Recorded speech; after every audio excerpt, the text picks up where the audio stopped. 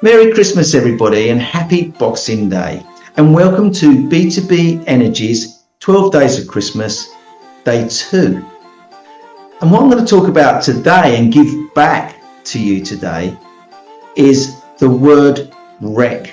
And what we're going to do, we're going to focus on the bills.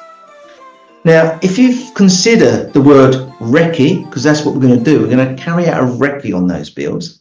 The first part of that word recce is R-E-C. Let's focus on the first letter, which is R. So R stands for rate. So let's focus on the rate. Identify what your rate is of energy, what you're paying regarding your unit price, and maybe look to see whether you feel that you are paying too much. Possibly talk, if you're looking at your home energy, possibly talk to family or friends to ascertain where you fit within their rates. Are you paying too much for your energy? Or are you paying thereabouts the same as everyone else? If you're running a business, ask your neighbours, ask other people in your industry, ask the people you supply to, ask the people that supply to you regarding what they're paying for their energy. Have dialogue with other people to understand what the rates are that they're paying for their energy. The next area we're going to focus on is E. And E stands for estimate. Now, if we look at your bills and look at the readings that have been carried out on those bills, are they an estimated reading? And you can tell that by, it could have a bracket E next to it, or it could have the word estimation next to it.